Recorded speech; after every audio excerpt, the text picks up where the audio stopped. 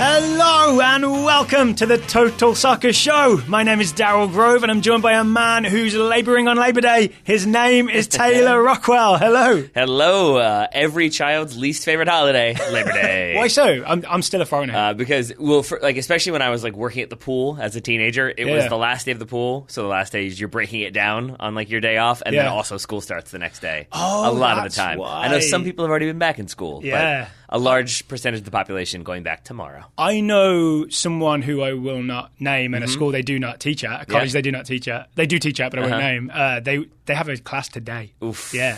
The school said, hey, it starts on Monday, you got to do it. Yep. Yeah. I asked my wife as well. I was like, do you have the day off? Most people do. And she was like, no.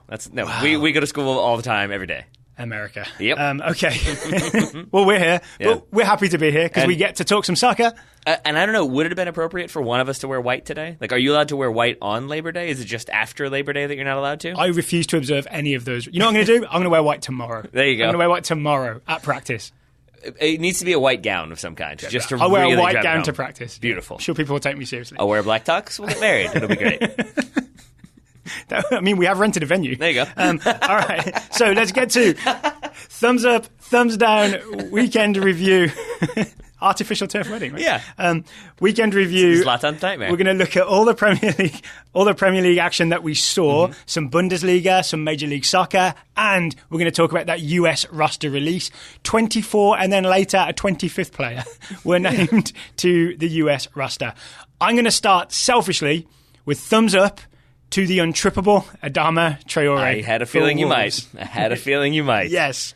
So Wolves got their first win in the Premier League, 1-0 away to West Ham. It came in the 93rd minute, a goal from Adama Traore, the record-signing winger who came off the bench and scored. Do you know why I called him the untrippable? I do indeed. It wasn't in tribute to Jerry Seinfeld. No, it was not. It was because who is the West Ham player? Aaron Cresswell. Cresswell, I know this, it was diagrammed out by several different pundits that Traore starts 5 yards on the opposite side of Cresswell, finishes 10 yards ahead of him, and in the meantime, Cresswell tries to clip him as he runs by. Is Adama Traore so fast, can't even be clipped. Cresswell misses the clip attempt. That's the amazing thing, right? It's a genuine attempt to stop him. And weirdly, I understand it, right? If you're Cresswell, you know there's a minute left, you're at home, you know this guy's got you beat for pace. Wolves have just pressed and won the ball, right? Ruben Neves has won the ball off of our old friend, Carlos Sanchez, who always seems to have an accident, right? Error-prone Carlos Sanchez. West Ham had their fair share of accidents on the day. But this was the big one. He panicked as Ruben Neves pressed him. Neves wins the ball back. Wolves play two quick passes. Traore streams down the right. Cresswell knows he's away from me. He's wide open. He's going to be able to receive this ball. I say it is justified to try and trip him. Because you're saving the game, right? Yeah, absolutely. Yeah. I mean, it's cheating, but it's the good kind of cheating where your team doesn't lose. Yeah, but when you don't do it, it looks that much more impotent in the attempt.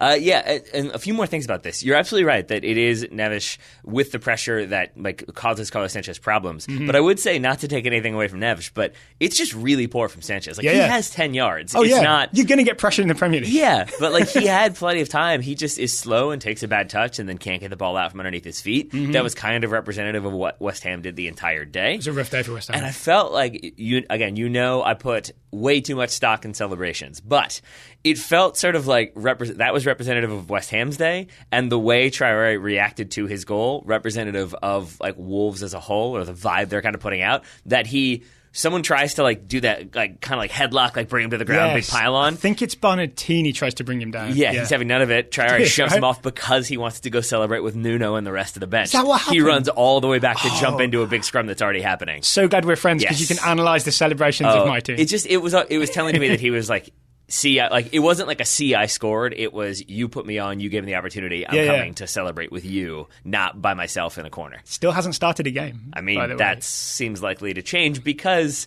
it's not as though Wolves' other attacking options are setting the world alight. Bonatini didn't have the greatest game, and I'm definitely going to say for this one, Bonatini came off the bench and got the assist. He had a few misses of his own, but the most glaring one, in my opinion, was Raul Jimenez. That's the big thumbs down for me. He did. Do you remember on Ronaldo's debut? I'm being a little bit harsh on Bonatini, but I'm just saying that neither one of them really covered themselves. Well, yes, Bonatini helps out. They didn't finish, right? There we go. Raul Jimenez did the thing that Cristiano Ronaldo did a couple weeks ago in his Juve debut. Or no, it's the second game after, right? Where it's it's in front of you and you sort of somehow manage to do that rainbow flick up in the air when you're actually trying to shoot at goal. Unfortunately, Jimenez did not have Mario Mandzukic there to finish it for him. Not so much. But once again, I don't want to get too deep into Wolves, but once again, Jimenez did a really good job of connecting play and running the ball down. Like any time there was a loose ball, Jimenez was on it in the most effort I've seen a centre-forward put in for Wolves since Kevin Doyle way back in the day. So I'm weirdly impressed with him despite that horrible miss. So then am I doing the... You're doing the... Lazy... I saw the highlights and I saw the bad That's thing. what I'm asking. Yeah. Like, am I doing the lazy pundit? Like, oh, he didn't score, he missed a chance? Yeah. And you're saying, as a Wolves fan, you're more content with what he's doing because of the effort he's putting in? Because he's connecting play, he's playing people through, he's like leading the press, which Wolves did a good job of occasionally pressing, but not regularly. And I think he was sort of the leader of all that. So I'm happy if you're happy. Even if you're not happy. Sure. I'm happy if Nuno's happy. I think maybe some old gold tinted glasses there, but I would also add thumbs up to Rui Patricio because the reason why Wolverhampton were even able to get a late winner is because Rui Patricio, it wasn't quite the level of standing on his head, but he pulled off some saves that were a little bit ridiculous. He had a really great double save. Jumped on his feet. He did, there you go. He had a great double save in the first half. He had one with his face on a breakaway that I was not expecting him to save. I don't think he was expecting that either. No. And then he had the one where he kind of like jumps back and paws it off the line. I think it was a header that looked like it was going in. Yep. But just a great performance again from a man who costs about a third of what Kepa cost. Yep. Well, that was because of the very weird extenuating circumstances. I don't need your extenuating circumstances explanation. All right. I want to talk about Chicharito as well. Sure. I was struck watching West Ham and seeing Chicharito start on the bench for like not every game. I think he started one game, right, for West Ham. And it just struck me that, in my opinion, this guy's too good and too high profile to be on the bench for West Ham. Yeah. Right? And I wonder, is that a North American bias where Chicharito is such a big name here? But then I look at it and think, this guy played for Man United, this guy played for Real Madrid. I just watched this guy at the World Cup. Yep. Like, as fun as Arnautovic is, Chicharito's a better player. Well, I mean, this is and they look better when they partnered, right? Later on, they partnered and they had a link up, and it looked like it might lead somewhere. It led to a Patricio save. I mean, I understand why you're surprised, but at the same time, like, I predicted he wouldn't start. I predicted he'd be sold in January. Yeah. Because I didn't think he was going to fit in with the system. It felt like it was going to be one that favored Arnautovic that didn't necessarily suit Chicharito, and I think that's. It's not necessarily been proven correct because they're not scoring. It's not like Arnautovic is setting the world alight and Chicharito sitting on the bench. He's still getting minutes because I think Pellegrini doesn't quite have faith in everybody to execute the game plan. Yeah. So I'm not as surprised, but it does still feel like he is a piece that could certainly be helping West Ham not be dead bottom of the table. They lost all four. Uh-huh. Yeah. Oh. So Chicharito, maybe it's that he isn't really a big target man in that sense, right? So you can never play him as the lone forward and expect him to do all the stuff that even like a Jimenez does. Like Chicharito's so much a better player than Jimenez, but because Jimenez has more physical presence, he probably has more chance of starting in the Premier League, which is really weird when you know he's a lesser quality player. Well, I think part of it is also, this is like my opinion, I'm by no means an expert on Chicharito, but... I am. I have a degree. There we go. Yeah. Little P-ology. Yeah. I would say that like when you think about his best... It's a little PhD. Yeah. Nicely done. There we go. All right. That one I'll give you. You're so proud of yourself. I would say in terms of his career in Europe, the times that he has looked most potent would be in stints with Man United and in brief stints with Real Madrid. And that was when I think those are teams... Well, even then, I don't think he was necessarily putting in the goals really like lighting the world. I guess he did okay for Leverkusen, you're right. But I think those are... And I guess that one even serves the point that those are teams where they... kind of expect to have the lion's share of the opportunities. Leverkusen playing in the Bundesliga, they are one of the top tier teams. Obviously Madrid, United, the same thing. And it feels like he's a player who needs his team to be on the front foot, to be in and around the attacking area on a consistent basis so he can kind of pop up in a spot and find the back of the net. When you're playing like West Ham and you're sitting off a little bit and you're dropping deep, I don't know if that suits his game as much. I think he wants to be that player stretching the line, just tinkering with the offside line a little bit. And so Pellegrini was talking about, we've got work to do. You think? Everyone hold on. Yeah. Do you? Bottom of the table. All right, let's move us on from Wolves. I could talk Wolves all day, but I'm aware that we should not. Yeah. Where are your thumbs going, Taylor? I want to go over to Cardiff. Cardiff's 3-2 loss to Arsenal. I just have one note here, and it's thumbs up. So. Whenever I go to Cardiff, I want to visit Malaysia. Yeah? Do you? That's the goal. Thumbs up to Bernd Leno for just biding his time, because Petr Cech really cannot play out of the back, and it seems like the more Petr Cech plays, the more likely it is that we see Bernd Leno sooner rather than later. The more Petr Cech plays with his feet especially, the better Bernd Leno looks. I mean, if that's what he's doing. I mean, it's telling that within the inside of the first minute, Cardiff caused problems to Petr Cech. Then he has the obvious one where he passes it straight to Harry Arter. Harry Arter can't convert. But strangely, those weren't even the worst ones. The one that was the most like, oh no, was when he played it in the second half. He plays it 40 yards right to Junior Hoylett. Like, not even 40 yards, maybe 35 yards, and no one reacts. Everybody just drops into their defensive shape, which to me is... Like, oh, we expected that. Yeah, it's like, well, at least he got it out of the box this time. Like, it felt very like, okay, we will deal with this right now because this is what the reality is, and then we're going to have to make some changes or think some hard thoughts this week. I can't remember a time when we all thought Arsenal have got it locked down at goalkeeper. Yeah. I mean, it's been a while. Maybe like David Seaman days. Yeah, it's been Jens a long Lehmann maybe, time. but there are always questions about no. Jens Lehmann was always going to be like, oh, and there's the red card, like, or there's the crazy dive in the Champions League final. Yeah, didn't that literally happen? It sure did. Came out of the box, took him out. But we're talking like Arsenal lost. Arsenal won 3-2. Arsenal beat Cardiff 3-2 with a Landon Donovan-esque finish from Lacazette. Yeah. And that's the thing. Aubameyang's finish was excellent. Lacazette's finish was excellent. I was trying to figure out why I wasn't more like Arsenal fought back. They found a way to win, even with like a shaky goalkeeper performance. And it's really, you can sort of take it either way. You can say this is representative of the new Arsenal, that they fought back, they found a way to win, they rotated players. You're not going to say that, though? I'm not going to say that because it's worth remembering this is a Cardiff team that hadn't scored in the Premier League yet. So to let them concede 2 goals and to look very shaky and to have these sequences where there are obvious passes on, those passes go out of bounds or those passes don't get completed or things get slowed down, it still feels like Arsenal are just kind of consistently caught shifting, that they haven't quite managed to find their way into fourth gear. I mean, the obvious thing is you got to start Lucas Torreira. Yeah, I mean, that's what's going to happen. He got the assist. I know that you're sitting there thinking that every weekend. I know, and I feel like I'm always proved right, and yet he still doesn't start each week. It's always Guendouzi and Xhaka. As soon as they do, Daryl will feel better. Yeah, I think they'll probably lose the first time he starts. I think you may see him maybe start in place of Xhaka one game in the very near future. Okay. Because Xhaka was one who, like, he on the Harry Arter sequence when he's passed the ball at the top of the box, it is Xhaka working back immediately without really thinking about it. He just gets back. It's like an instinctive tackle that puts Arter off. So he still does that great move. But then he also has passes that go nowhere, and it seems like he really struggles to link up counterattacks. It's weird, right? Like, he'll pull off a pass, and you're like, oh, this man can absolutely pass a ball. This man has vision. Yep. He's like Xabi Alonso vision, and then there'll be the opposite. Yep. or the crazy lunge tackle that like is completely unnecessary. And I will bet maybe Torreira will start when Xhaka gets a red card or a suspension of some sort. Yeah. He did get the double eagle celebration. Did you see this? I did. Mustafi scored on Xhaka's corner. And in tribute to Xhaka's cross, I think Mustafi gave him the double eagle. He did. I feel like we should not explain it again on the show, but if you listen to our World Cup coverage, or actually if you watch the World Cup at all, you'll know what the double eagle is all about. There was a little bit, there was like a tiny, I really enjoyed that celebration, but like 1% of me was like, I don't know if you're allowed to do that, Mustafi. Like I feel like you got to be in a certain situation. Don't you think it was slightly sneaky the way he did it? No. Like it wasn't big and in the air. It wasn't, but he definitely did it. And then he threw a big smile, like he had like mouth open showing teeth, like, see what I'm doing? See what I'm doing? This isn't televised, right?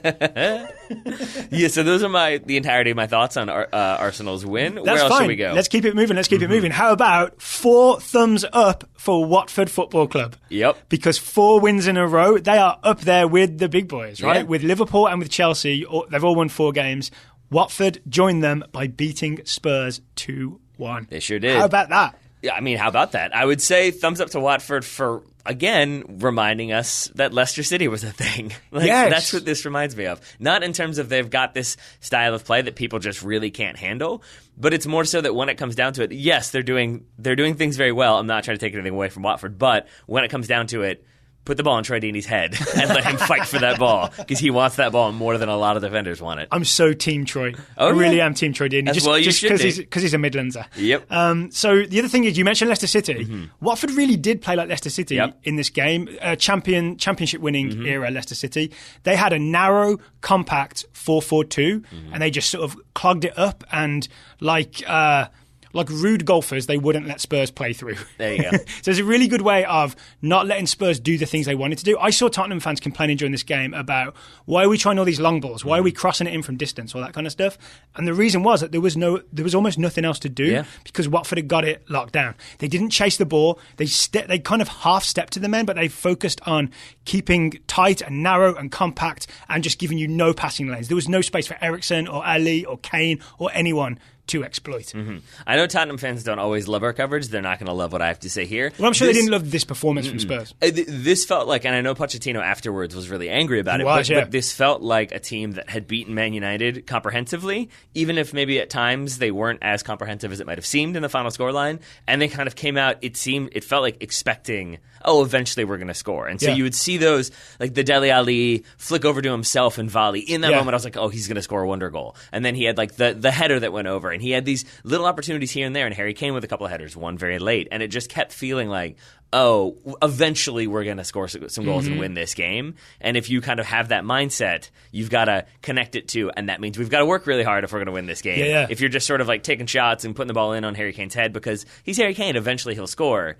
you see the result that happens. Yep, and I would say that they were eventually outfought. If you look at both the Watford goals, they're both set pieces, right? One's a free kick and one's a corner. I believe the Deeney and Cathcart score. But in the lead up to both goals, there's a Watford player either out-muscling or out-hustling a Spurs player, right? There's Cathcart's slide tackle on the line that ends with, I forget who gets fouled, but someone gets elbowed by Dembele because they're wrestling with him. Then that's where the cross comes in for Deeney, right? From thumbs up, by the way, to Jose Holebas, the Greek left-back. I really was like, hey, who's this young whippersnapper? Turns out he's so old he's retired from international football, but he was up and down that left flank and putting in dangerous crosses. And it was Holebas himself, I think, I might be wrong, who wins a ball out on the left that leads to the corner kick that they score from as well. So they out-hustled, out-muscled Spurs at least twice for the goals. All right. So Great well done stuff, to Watford. I'm going to say, for Spurs fans, slight silver lining. I'm going to say thumbs up because Son Heung-min does not have to do military service. I didn't watch. I read the story off. I meant to watch this before we came in to talk about it. Can you tell me what happened? They won 2-1 in extra time. I think all 3 goals, they beat Japan 2-1 in the Asian Games final. I believe all 3 goals came in extra time. Son Heung-min did not score, but did celebrate emphatically. I've seen a lot of photos of him looking very happy. Does this feel weird to you that there's a tournament where... I don't know if it's just the story that's happened like here and in England, but it's almost become like the point of the tournament is to avoid military service, not to win the Asian Games. No, that makes sense to me. Yeah. I would happily take a gold medal for not having to do 2 years of military service. It's just weird that became the story, right? That it's not the glory of the winning; it's the way that the good feeling of not having to do military service. I'll put it this way: when is the last time we talked about the Asian Games? I mean, never. Yeah. Right. So I think the Asian Games are probably happy that there's a narrative at all. That's fair. I was going to say the last time we talked about it was after Korea were knocked out and we started talking about Son Heung-min's future. Exactly. So for those who don't know, this means, is it official? Probably it is, right? That that's like becomes a form of service to your country, winning the Asian Games. So I believe all those Korean players will be excused their service and won't have their careers interrupted. Except for the ones who have already done it. Except for the ones who are maybe not so thrilled. But Son Heung-min. Yes. And that's going to be a nice little addition to Spurs, right? It's going to be like having I mean, he's a high quality, really explosive player. They're going to get him back soon. Yep. And not in 2 years from now. Yeah. Not that it was automatic, but it would have been. Yeah. Shall we take a quick break Let's do it. to mention today's sponsor, the one and only SeatGeek. Yep. SeatGeek. Thank you for sponsoring today's Total Soccer Show, SeatGeek. SeatGeek is the way to buy tickets to live events, including soccer, comedy, music, the other stuff that people do. Don't you hate when you start that list and you kind of forget what you got coming? It makes me realise how small my world is. Soccer, comedy, music of some type. I always mean to go to theatre and somehow never manage to. I always mean to go to theatre. Yeah, sure. I might get a T-shirt on that. Yeah, as you said, you can use it to attend sporting events. For example, the U.S. national teams. More on that roster in just a little bit. Yep. Their upcoming friendlies against Brazil and Mexico. Yep. Tickets are very much available via SeatGeek. They are slightly expensive. I'll throw that out there. That's not SeatGeek's fault, though, is it? No, it's That's not. US Soccer's fault. We've all seen that slide from the meeting where they were very proudly showing how much they'd increased tickets over the years and how much revenue they were bringing in. Yay. I'm still angry. You should be. So if you don't want to spend a minimum of $50 on one of those games, you could attend a DC United game, which is something we did recently. Yes. So we maybe didn't have the greatest experience in the 2-0 loss to the Philadelphia Union on a weeknight. We chose the wrong game. We did, and we got home at 2:30 in the morning, I believe. At so least. I've come up with a plan. Yeah. So I think we should go to another game. I think it should be this season.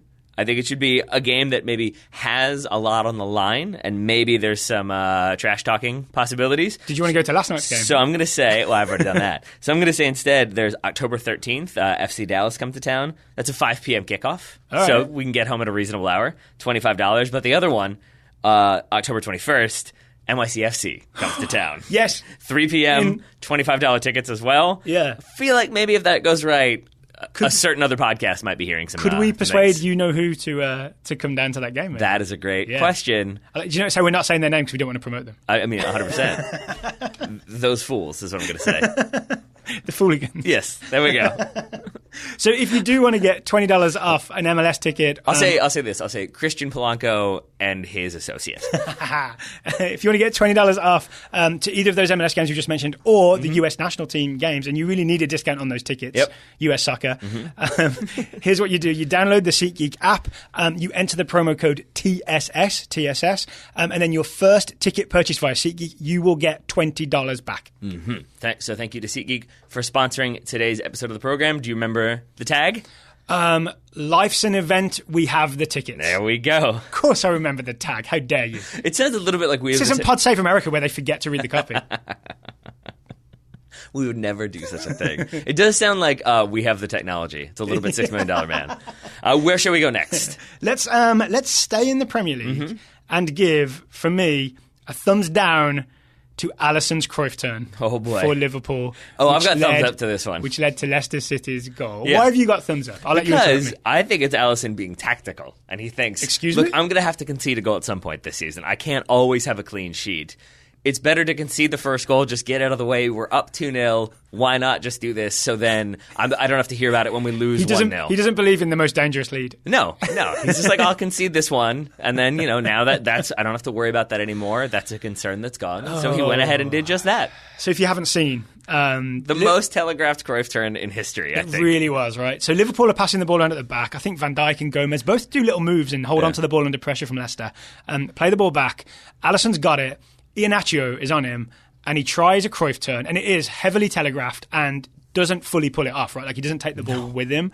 Iheanacho basically just executes a very normal tackle, right? Yeah. Like, it's kind of as if he was tackling a non-soccer player or a child. Speaking of that, this reminds me of when I first played baseball and learned the rule that you don't have to run, but you don't have to run if there's not a runner right behind you. So if you're on second base, there's nobody on first. You've already lost me, but please you continue. you don't have to run if there's no one forcing you to run. I see. I didn't know that rule, so I was just like, I stood on first base, like I don't have to go if I don't want to, and I was immediately out because yes, you do. And that's what this felt like. It was like Alisson had watched people do this Cruyff turn and was like, oh, if you do this, you'll never be caught. It's impossible to see coming. And then he really was like, I'm going to do a Cruyff turn. I'm going to do it. He only watched footage of Johan Cruyff and Pascal Gross. It was so obvious, yeah. So Iheanacho tackles in. Then Iheanacho wisely doesn't rush it. He dribbles along laterally, then squares it to, is it Gazal? Yes. To score. So really good, calm work from Iheanacho. Here's my problem with what Alisson did. Even if that Cruyff turn had come off, he would not have been in a better position than when he started. No, he puts it on his weaker foot. Yeah, he put it on his weaker foot, and he'd be basically heading towards his own goal with Iheanacho still on him. So he genuinely would be in a worse position than before the Cruyff turn. And it reminds me, I'm going to kind of pat myself on the back for, do you remember last week when he did that chip over Knockout and everyone was celebrating it? And I was saying that, but afterwards, he had Andy Robertson wide open on the left, didn't look up. Like, it's a classic non-footballer, not looking up. He instead tries to play it into more traffic down the right. I think Liverpool lose the ball eventually. So just because you've got the chutzpah to pull off a skill move, if you haven't got the vision to pass the ball out afterwards, I'm a little concerned. It seems slightly harsh that you're putting Liverpool losing the ball eventually on Alisson chipping the ball out of the back. Yeah, but he didn't have the thing that I see, say, Ederson do for Man City is he picks the smart pass and sprays the ball around. Whereas Alisson, what I see is someone who, he actually can do that when he's just got the ball at his feet and he's looking up. But I feel like after he's done a move, he seems then to make bad decisions because it's all about doing the move. I might be being too harsh here because I haven't watched every full game of Alisson in goal. I think you're being too harsh. Yeah, okay, that's fair. And that pains me. I would happily criticize Liverpool, but it's worth noting that you're comparing Ederson, who's better City for over a year now to Alisson, who has not. Yeah. It's I guess Ederson had some problems some point, right? He had some mess ups. Yeah, you got to figure out how to play within the system and how to figure stuff out. It may be that Alisson was worried about kicking it long at all, and like maybe it just takes that momentary mess up for Klopp to be like, no, sometimes you can kick it long. You saw him gesticulate on the sidelines, definitely kick it long in that moment. But here's the other thing I'll say about this performance overall, though, is that the cliche is champions find a way to win. And this was a Liverpool team that conceded this goal, were very sloppy, had some moments they were wasteful in front. Mohamed Salah has an opportunity that he finishes 11 times out of 10 and somehow didn't this time. Passing move for me. And so it felt like this was Liverpool giving up the ball when they wouldn't usually do that, allowing counterattacks when they wouldn't usually allow counterattacks, and yet they still found a way to win. Yeah. So it's playing bad, but still getting 3 points. Collapse once it became 2-1. They didn't collapse. Yeah. So I mean, that felt important to me. It also felt important that Gareth Southgate was there for this game to see Joe Gomez do Joe Gomez things. Would you allow me to do this? Because I feel like I might have Liverpool fans after me for my Alisson criticism. I want to say thumbs up to Joe Gomez. For being the new Rio Ferdinand. I want to. What do you mean by that? So what I see from Joe Gomez is not taking drugs tests. Nice. Yeah, he just turns his phone off and all's good. When Joe Gomez is on the ball, he's extremely confident and, unlike Alisson, is able to find a pass after he does a move, right? So I really trust Joe Gomez to bring the ball out of the back and distribute it, which is, you said Southgate was there. That's a key thing that he wants for England, right? But the thing that most reminded me of Rio Ferdinand is that he's got like that weird leggy pace where he will cover a lot of ground very quickly to almost act like a sweeper. Like if there's trouble brewing over there, he will be over there in a snap and he will, block the shot. I can't remember which player it was. I was about to say I can't remember that one either, but I remember the block. There's one where he left his man to go and block a shot from someone else, and there's a lot of trouble that he just closed down that was developing, and he was just over there in a flash. And I think part of the skill set is to get somewhere quickly, so like at full sprint, but also still be aware of all the angles so that you don't overrun it. Yeah. Right? Which I know is a key Klopp thing as well. Yeah. It's a key defender thing. If you can get there quickly and not go sprinting past someone and let them go past you, then you're a very, very good defender. And Joe Gomez is still a very young man, so I'm really excited for Joe Gomez. From an England standpoint, though, the thing that I found to be most intriguing was heading into the World Cup, we had this conversation about who are the best defenders for England when it comes to passing out of the back. I think you said, given with the current roster, it's probably Stones and then maybe Kyle Walker, who is not a center back. And just watching Joe Gomez this weekend, and in the past, but this weekend particularly, and seeing the confidence and comfort he has playing high-risk balls. Like, he doesn't hesitate to play a ball 30 yards forward, splitting 3 opposition players. That's the stuff I'm talking about. And it's just sort of, but like, if you don't back yourself, if you take that extra touch or that extra half second and you telegraph it that much more, that ball gets cut out. And the fact that he just turns and plays, it speaks to the confidence that he has in his ability to play those types of passes. How about this? I want to tie these two things together because one of Gomez's best skill moves under pressure came just before the Alisson thing. And I kind of think Liverpool maybe were 2-0 up.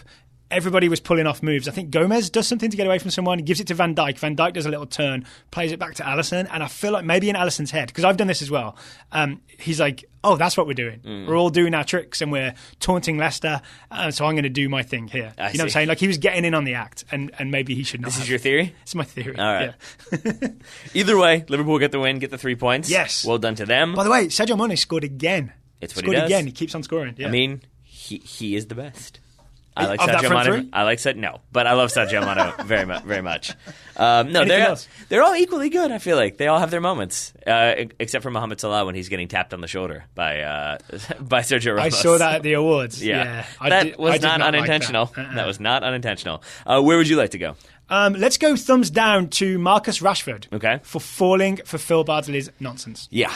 I mean, baited and took the bait. There you go. I still don't fully understand a lot of what happened here, but yeah, this is in Man United's 2-0 win away at Burnley. United up 2-0. Rashford playing okay. He only just come on, right? Yeah, but then gets his foolish red card. Yeah, so here's what happens is the ball goes out of bounds. It's Rashford and Bardsley. I think Bardsley has slid, right?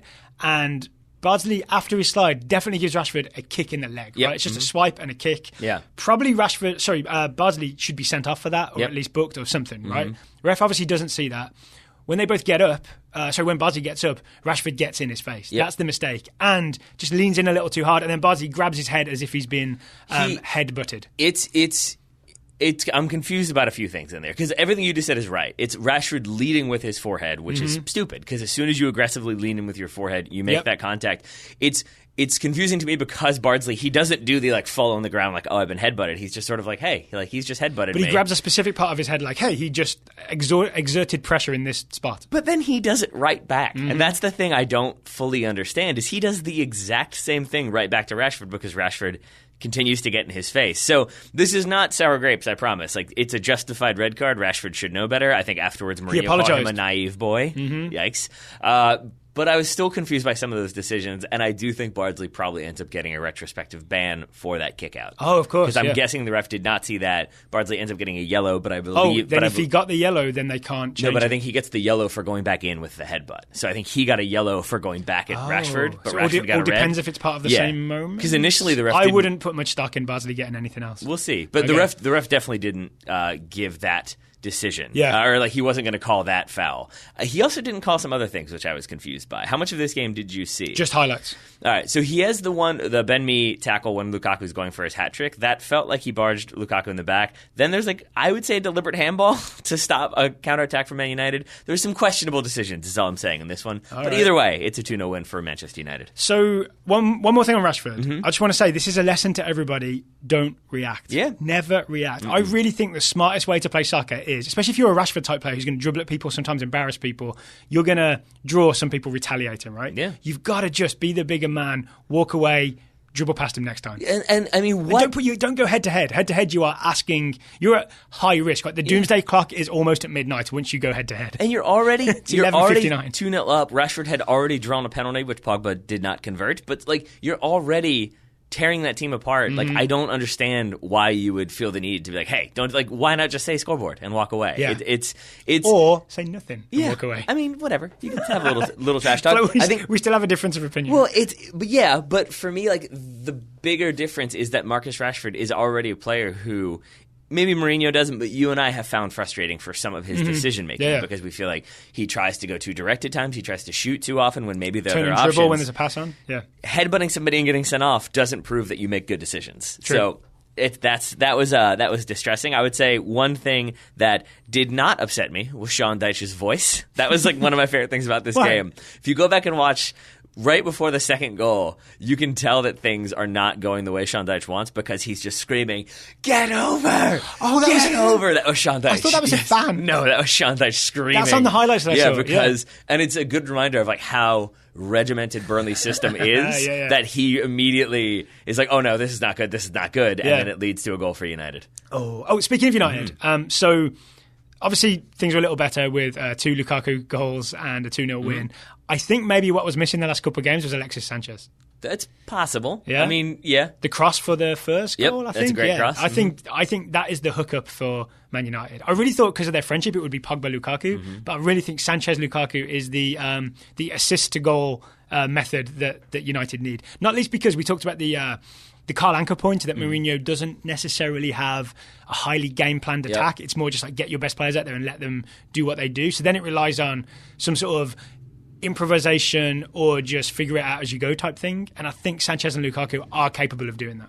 Yeah, I mean, this is a Burnley team that are at the bottom of the table and have played 10 games, as Sean Dyche pointed out this season so far. So I'm just saying, let's wait and see how things develop. But I will say, one thing I would like to note is thumbs up to Joe Hart, because I was sort of questioning the decision to go to Burnley where they already have 2 established goalkeepers. Due to the injuries, he's been getting playing time. And in this game, he has that penalty save on Pogba. He also has a great 1v1 stop on Romelu Lukaku that is a reaction save. It's not just he runs out closest down the angle and makes a body save. It's he runs out closest down the angle but then makes a glove save to deny Lukaku. 2 very good stops from Joe Hart. All right. Thumbs up Joe Hart, but don't expect an England quarter. Probably not.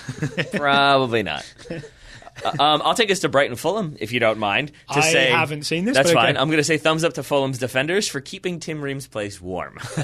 He's still recovering from injury, but you had a penalty given to Brighton, which was a very stupid sequence that led to a very rash challenge on Glenn Murray. That was with a penalty. You had, which I think was not converted. Then you have Le Marchand just giving the ball away for Brighton's opener, and then Mitrovic trying to settle the ball in the box, just straight up handballs it, which gives Brighton their second penalty and their second goal of the game. So just lots of very poor decisions and mistakes from Fulham inside their 18 or around their 18 speaks to them not having consistency at center back, and I think a big part of that is Tim Ream not being there the way he was for them last season. What was the final score again? 2-2, a 2-2 draw.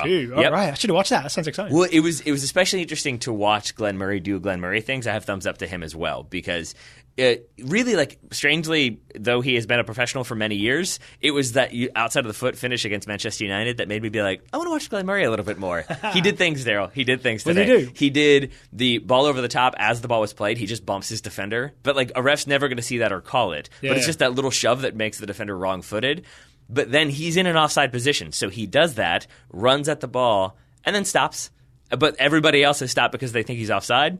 His teammate runs in, gets the ball, plays it into Murray. Murray draws the penalty, gets taken out. He also scores for Brighton as well in that game. So just lots of... He's a wily old pro. He is. Just lots of physical contact and physical play from Glenn Murray, but still able to get the goals too. Oh, speaking of, and this is taking us back a bit, do you remember we talked about Harry Kane and the little shoves that he does before he scores? He tried that on Troy Deeney when Spurs were defending. How'd that go? He shoved him, and Deeney just I don't know, like somehow... Almost like he was wearing the Black Panther suit. He just absorbed the pressure and then headed it in. Yep. So don't mess with Troy Deeney. He absorbs your physicality. Yeah, there you go. Anything else from the Premier League? I've got a couple of things from around the world. But I've got one more thing from the Premier League. We had a question from Crystal Palace's 2-0 loss to Southampton about why Bissaka was not sent off for his handball in the box because... It's a headed attempt on target, I believe. Bissaka's hand is there. He blocks it with his hand, which should be denial of goal-scoring opportunity, but also because you haven't made a legal play on the ball that should constitute a red card. I watched this a bunch of times. My answer to that is because Wayne Hennessy is behind him and does appear to be in position to at least make a play on the ball. So you can make an argument that it wasn't going to be an obvious goal because Hennessy was there to save it. I think that's why you get a yellow card for basically using a hand in the box. All right. I like Taylor's best guess at referee. That is indeed my best guess. Yeah, and then I trust it. And then it was a good reminder of Crystal Palace without Wilfried Zaha can never be Crystal Palace without Wilfried Zaha. He did not play this game, or at least did not start. They lost. Christian Benteke did Christian Benteke things, including missing from inside the 6-yard box. I saw a compilation of his misses. Yeah, it wasn't great. Yeah. It wasn't great. I did not see the compilation. I saw the one obvious one where it falls to him in 5 yards out, I think, and he just puts it over the bar. It feels like Benteke from last season where he just doesn't have that confidence. I feel like he broke a mirror, so he's got like 5 more years of misses to go. Yep. Pretty much. We'll see how that goes. We'll touch back in with him. I do have one more for the Premier League, but it's about an American in the Premier League. Should we hold off until we get to the US roster to talk about that one? Yes, please. Yeah, so I'm assuming that's the Newcastle-Man City game. Yeah, we're going to save all our US national team player stuff for when we do the US roster. US national team player stuff, indeed. There we go. Yeah, me talk good. All right, a quick look around the world. How about this? I've got thumbs up to Usain Bolt for making his dreams come true. Okay. So Usain Bolt, the sprinter. Was his dream to have a terrible first touch? His dream was to play professional soccer. Okay. And he's almost there. He's on trial, I think, with the Central Coast Mariners, the A-League team, and he's playing in pre-season. He made his debut in the last few days. I'm not sure exactly. It's definitely not a PR gimmick from a struggling league. Central Coast Select, an amateur team in a sort of pre-season friendly. It is a PR gimmick, I think, from Central Coast Mariners, but it is at least Usain Bolt. Like, he's talked about doing this for a long time, right? At least he's finally doing it. And I would argue that the fact that he was willing to do it for Central Coast Mariners proves that he's willing to do it not at the Man United, Real Madrid, Borussia Dortmund level, which is what he talked about to begin with, right? Now he's going down, and he's willing to like get on the field for Central Coast Mariners. Literally, when it comes to geography, yeah. Yeah, exactly. Yeah, he dug his way straight through the earth. And yeah, he had some I don't know how geography works. He had some weak touches, right? He did have some poor touches. He had one ball that was played. I saw highlights of just Usain Bolt. Not the one that everyone's talking about. There's a one later where he's at the far post and a ball is played across. And I think a more experienced soccer player would have been at the correct angle to finish this. I mean, I don't think he's going to succeed as a player because he's already 31, 32. I think his touch is maybe about the same as you or I. Right? Okay. Like, we have a good touch for amateurs. We have a very bad touch for professionals. We would be laughed at for our touch. He is slightly faster than with us. professionals. He is, but if you don't have the touch, then what use is it? to be fast. Yeah, that's all. Because once you get there, enough, you've got to use your touch, right? All right. So then, why are you giving him thumbs up? Just for achieving his dreams, playing professional for basically, soccer? Yeah, at least against an amateur team. At least getting on the field for a professional team, right? Okay. That's a dream that he had, and he's accomplished it. So a weird thumbs up for doing it, but maybe everybody don't expect too much out of Usain Bolt. All right, that's fair. I would say maybe he could also fit in at PSG because Thomas Tuchel's philosophy now appears to be whatever. That seems to be what he's going for. They beat Nîmes. Nîmes, I think is how I'm going to pronounce that. 4-2 away. Yeah. And maybe this is just because it was like a lower tier French side, but Thomas Tuchel really just with some interesting approaches. So they played a 4-2-3-1. Your two holding midfielders were Rabiot and Marquinhos.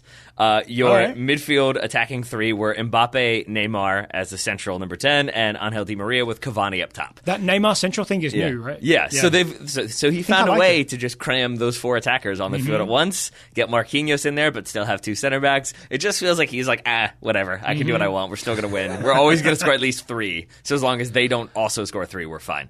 So in case anyone's wondering, no, Tim Weah did not play. He did not. Wasn't even on the bench.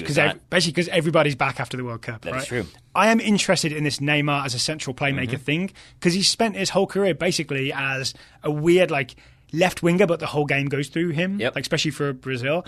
I think it's going to be fascinating to watch him try and play central. I think there's a good chance he makes a big success of it. So that's worth keeping an eye on. Yeah.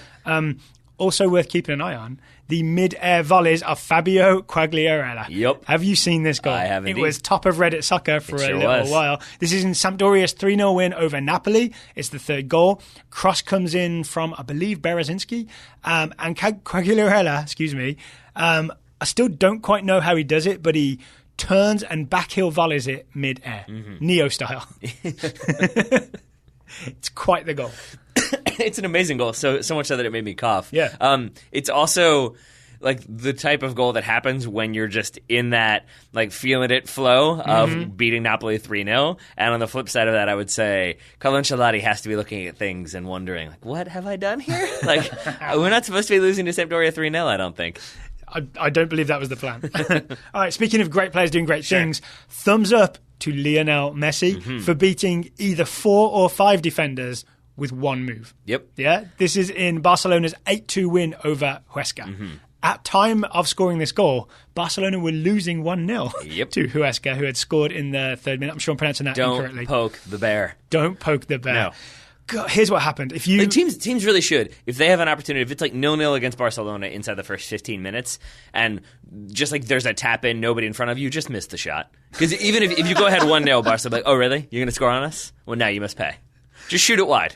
So I will put a link to the Quagliarella. Said it. Quagliarella. There you go. Goal and this Messi goal in the show notes. Because here's what Messi does. He faces up to about 4 or 5 Huesca defenders, and you can see them all get set. They're all right, this is it. Messi's going to dribble at us. One of us is going to try and tackle him. We're ready for it. Yep.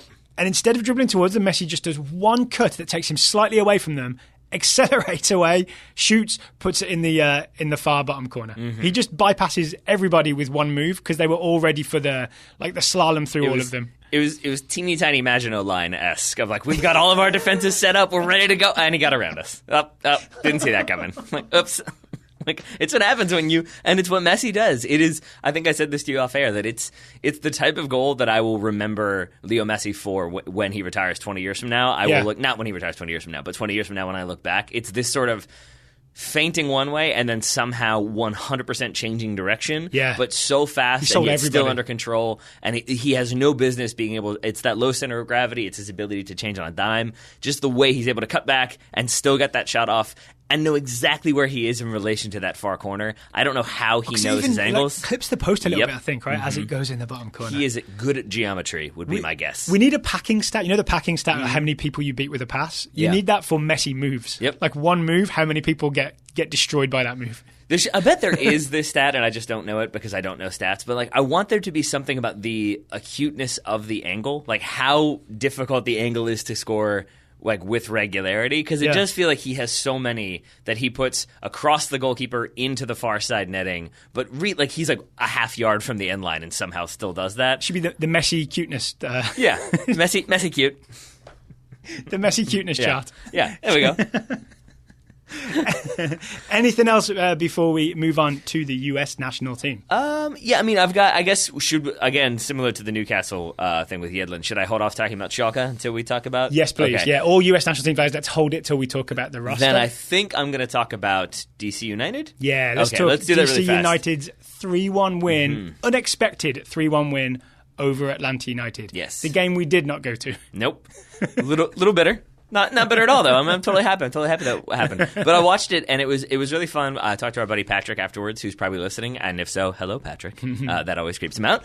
One time I called him while he was listening to the show. He didn't appreciate it. But we were just talking about... It's like time travel, right? You're in two places at once. Yeah.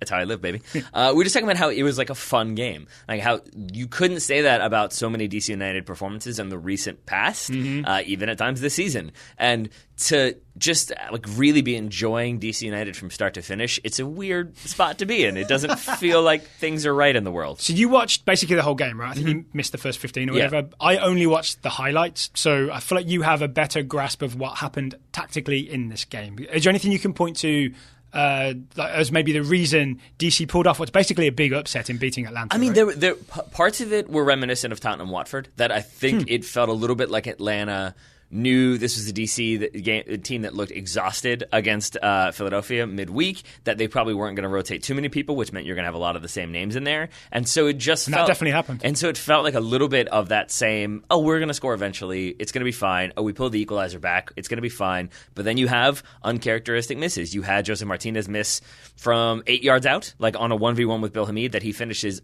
every other time, I have to think. This time he doesn't do that. And it felt like they were just sort of that...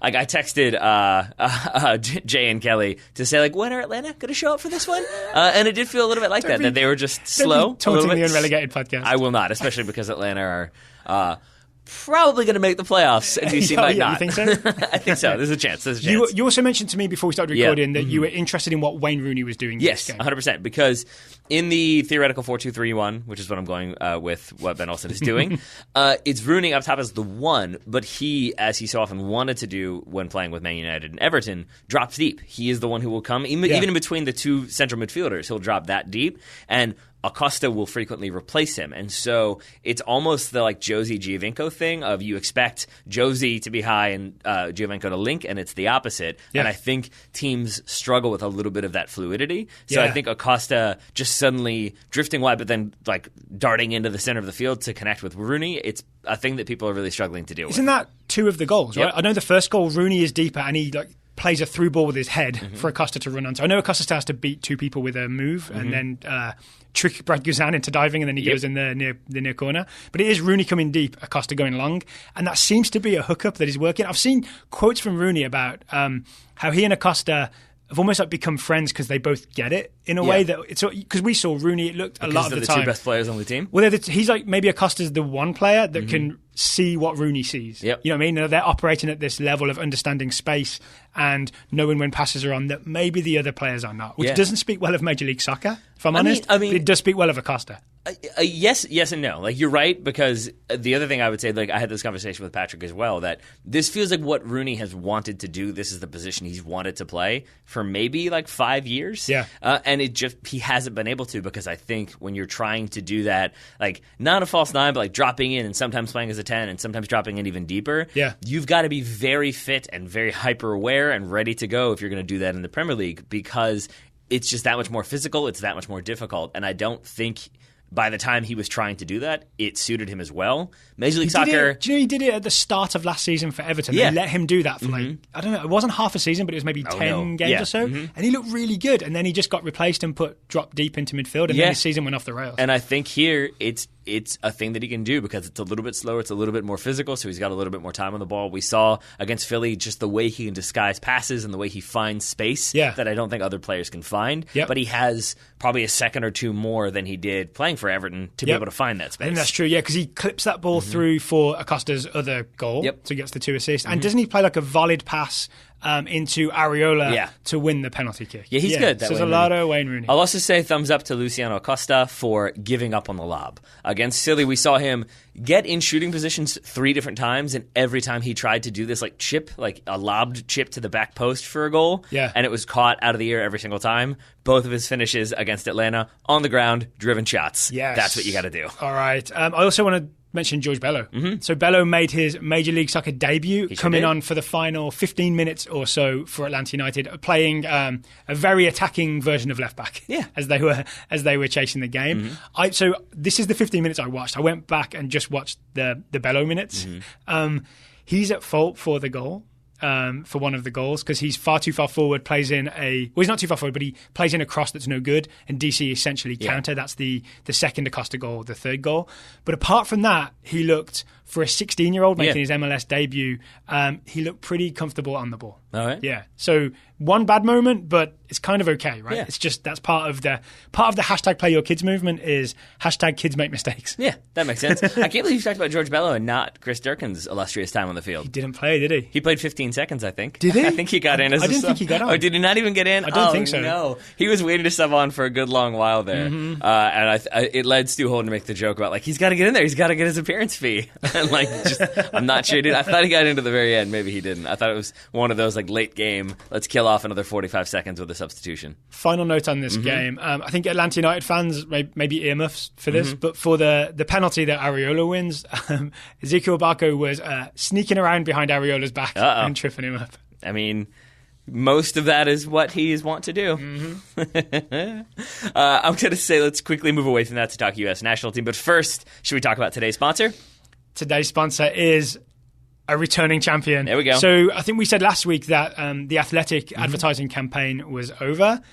They renewed it. The Athletic are back for the month of September, which means we get to advertise the Athletic, we're going to get paid by the Athletic, and we get to talk about the Athletic. They said the reason they wanted to re-up and do another month of ads is because Total Soccer Show listeners are taking us up on the 40% off subscription offer, and they're signing up using our URL. So thank you to everybody who has signed up, and genuinely everybody who signed up, you're going to enjoy the Athletic content, I promise. I will say I enjoy it more and more, and that's not because it's like getting better. I mean, it is. They're getting more writers, keep covering a variety of topics. But it's just that it's never those stories when it's an exciting headline. It's almost like those headlines are clickbaity, and you click it and it's just like a rehash story that someone else wrote about a quote that was taken out of context. You don't get that. It's a lot more because they don't need clickbait. There's no need for clickbait when you're the subscription. Like and so instead, you get more informed stories that cover a wider variety from a different. Like a series of different angles. It's not just the kind of reporting of a story because we have to put out news about this team. Exactly. I'll give you a good example. Portonorio's story about turf in Major League Soccer. And it's not just about, say, for example, Zlatan, I think, refused to travel to play away to Seattle because he didn't want to play on that artificial turf. It's also about the quality. This is the thing that Tenorio said in the article. I thought this was going to be just about artificial turf.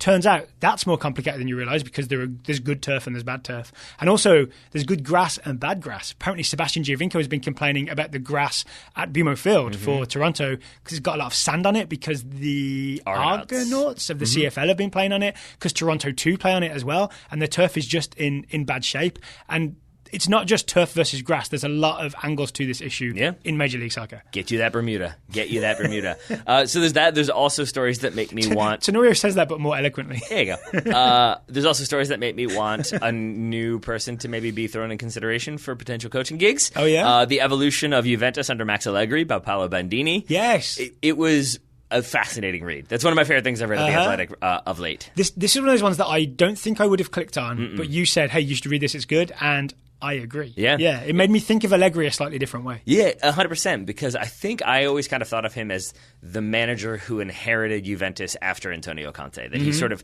got this team that Conte had already molded this identity, Allegri coming from, I believe, Milan, not having success there. So to go to Juventus, it in my mind always felt like, oh, he inherited a very good team and he kind of kept them going. Yeah. And this article argues very much to the opposite of that he inherited a team from Conte that was kind of dysfunctional and had some players that felt valued, some players that didn't, and the system that Allegri was trying to utilize didn't quite work, and so he just kind of keeps changing it. He changes it to what the back three want, but then when the back three doesn't work anymore, he goes to a back four again, and he changes the midfield to get Pogba and Pirlo playing together, but making sure Vidal is still there, and just the way he adjusts things it speaks to a manager who isn't about my system is the most important thing. Yeah. I need players that fit my system. He seems very adept at, I've got these players, how do I make them work in the best possible way? He seems like a coach, from reading the story, he's like a coach who believes that players' decision making is important. Yeah, I mean, like, it's kind of a thing Jurgen Klinsmann said, but this seems like a more practical application of it from Allegri. From a person who's won a lot of stuff. Yeah. Yes, and with that, I enjoyed, even if I don't believe him, I enjoyed his idea that like Klinsmann formations... won the Gold Cup, by the way. Yeah, sure. I think, yeah, you're right, Allegri never has, so that's the big difference.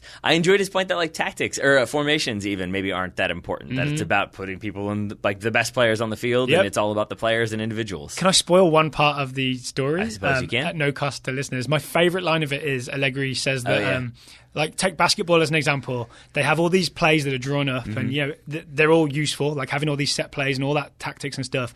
But when there's like 20 seconds left, what do? They just get the ball to the best guy at shooting, and they hope that he shoots. I love that bit. I'm slightly concerned about the fact that you and I have reached the level that my wife and I have reached, where she'll be like, oh, one thing I liked, and I will know exactly what she's going to say. If you listen to that again. That's why we booked the venue for Tuesday. There you go. But just go ahead and listen back to that, and you'll hear Daryl say, one thing I liked, and I'll say, oh, yeah, because I knew exactly what you were going to say without you even saying it. But that will be interesting then to see how Allegri uses Cristiano Ronaldo. Yeah, right? Or any of the players at Manchester United. Anyway. Oh, is that what you were saying? You were hoping? Yes. Yeah, okay. Yeah, I mean, just like if you were coming up with a team that had lots of very talented individuals who maybe don't seem like they're able to fit together under current management, maybe there's somebody who could help them out. I think your point to that was it's probably easier to do that with Juventus than, say, Manchester United. Yeah, I mean, it's more of a challenge at United, right? Fine. Yeah, I mean, fine. I'd be interested to see if I'm right or wrong, or if Allegri could make a success at Man United. I don't think I've ever seen Allegri beat Burnley. That's all I'm saying. That's all I'm saying. He's never won the Gold Cup. Suddenly this is all crashing down. So if you want to formulate your own theories about managers who could take over Manchester United based on informed coverage, then you should subscribe to The Athletic. And you can get 40% off if you go to new URL, theathletic.com/TSS September. September. So there's 3 S's back to back in there. Theathletic.com/TSS September. I will put the link in the show notes. I just rewatched The Hunt for Red October. If The Athletic continue into October, we need some sort of Red October pun. Okay. I leave that to you. And not right now. It also depends how many Total Soccer Show listeners take us up on the offer and sign up. So if you want a Hunt for Red October pun in the October URL, you're going to have to help us out and subscribe to The Athletic in September. Yep. And if you, like me, have a good sense of humor that doesn't rely on puns, The Athletic also has funny content in there too. Thanks, Brooks. And Adam Snavely. I haven't read the. I don't know if it's published yet. The Premier League panic rankings. That's one that I'm checking for all the time. I want to say this one more time. Yeah, puns are fine. They just don't make me laugh out loud. We get so many comments about people. I didn't even want to have this debate. There we go. Okay, all right. Little PhD is the high point of this show. I mean, yeah, I'm not gonna disagree with that. If we were titling our shows based on the best moment in the show, this show would be called Little PhD. It's your like humility that I really appreciate as we're midway through the show. Maybe a little more than midway, we shall see. But it's time to talk U.S. national team, I do believe. So the roster was not named in the middle of the DC Atlanta game, which sort of surprised me. It was named earlier on that Sunday. And like we said, 24 players were named, and then Marky Delgado was added later. That was the one that felt like, oh yeah, Total Soccer Show? We're going to wait for you to record, and then we're going to add one more. Joke's on you, U.S. Soccer. Because we waited till Monday. Should we start with the people who are not there? Sure. So, I mean, you mentioned Reem. Reem's not there. He's injured. That's obvious. Christian Pulisic, not named to the roster. I feel like there may be people coming to this slate being like, what? No Christian Pulisic? Muscle injury, right? Muscle injury. Did not play for Dortmund this weekend. Has a slight problem. Is not going to make this roster. Disappointing. Yep. Yeah. But there's no point being mad at Dave Sarachan. It's just a thing where he got injured. He can't play. Yes. It does also remind us of the kind of attacking issues that face the U.S. national team because when you don't have Christian Pulisic, there are big questions about where do the goals come from, where does the attack come from. I agree, and I guess we'll be dealing with those on Friday. And then, as expected, no of the veteran, quote-unquote, names. No Bradley, no Josie. Exactly. Only 3 players from this team have any World Cup experience, put it that way. No Josh Sargent. Which we knew that was coming, though. We did, but I still am not. I still held out a little bit of hope because I just thought maybe. Oh, see, I see it the opposite. Do you? Yeah, I think it's better. If if he had a conversation with Werder Bremen and it wasn't Werder Bremen saying, no, you can't go, it feels like much more of a, we want you to stay because there's a chance that we're going to start looking at you more consistently, especially since he keeps scoring. Saracens quote hints at that, right? That it was better for him to stay with Bremen. Hasn't he scored like 3 in a row for the Bremen U23s now? Yeah. He's doing all right. Okay, so doing all right. No need to worry about that. Reggie Cannon not included. That one was a little more surprising. Yeah, so instead of Reggie Cannon, the backup right back, or the non-DeAndre Yedlin right back, is Shaq Moore. Shaq Moore is there. Yep. Quick correction from the last show. I've got this in my notes. Yeah. I added this audio-wise late, but I think already 2/3 of people had listened to it. His team, Reus, are not in the 4th tier, as Taylor claimed. They're in the 2nd tier, Segunda. Also, the reason he hasn't played, I didn't know this, is because of a registration problem. Basically, Reus are bad at paperwork, and they've managed to not get certain players registered properly. That's why Shaq Moore hasn't been playing. So it's slightly relief, yeah. It's not a relief in terms of how well Reus are run, but it's a relief in terms of where Shaq Moore is on the right-back depth chart at Reus. Yeah, it's not just that he's just not in there. That's good. The other names not included. We had hoped that Malmo's Romain Gall might get a call. He did not, nor did Emmanuel Sabi or Jonathan Amen. Maybe, and I think Saracens' quote about like the October and November friendlies will be I can't remember the exact phrasing, but the implication was a wider of variety of people, a wider array of players might be considered for that one, which you could interpret as that means the veteran players like Bradley and Altidore coming back, or it could be we're going to look more at European players because that's going to be closer to the start of MLS playoffs. So maybe we'll rely more on Europe than MLS. It's complicated being a US soccer fan, right? Yep. Most other national teams just pick their 23 best players and away we go. Yep. I mean, that would be too easy. That'd be too easy. Let's talk about who was included. Sure. Here's the first thing I thought when I saw this roster. Actually, sorry, one more really quickly. Was Bill Hamid not included as one of the 3 goalkeepers? It's Alex Bono, Ethan Horvath, Zack Steffen. I was more okay with that until I watched that game last night against Atlanta. He had some massive saves, and it was that kind of the Bill Hamid that we want to see, the one who just is the rock at the back who makes key saves in clutch moments to really keep his team in it. So I don't know if this plays into it, but again, a thing that other national teams have to deal with. DC have 2 games sort of in and around these these friendlies.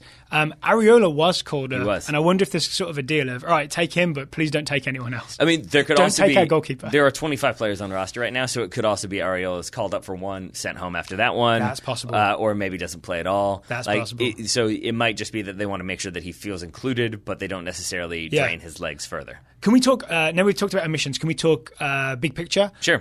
What was your sort of gut feeling when you saw the 24 and then 25 names? A little bit. Really? Yeah.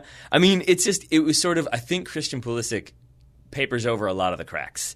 And once you don't have him, you look at this, and I mean, our forward options right now are Andrea Novakovic, who did score this weekend for Fortuna Sittard, 2 goals in 4 games for the bottom of the table team. It means he is going to be instrumental in that team trying to stay up. So that's great. Actually, if you want to talk about him, I deliberately watched all his touches in that Sittard game against Utrecht this weekend. Thanks, Scouted. Or Y Scout. Yeah, thanks, Y Scout. Yeah. He definitely has something. Yep. He has a presence and an ability to almost like pull the ball in towards him, almost like an octopus, and then hold on to it with his back to a defender. And then sometimes he has the ability to turn and play a pass or turn an attack.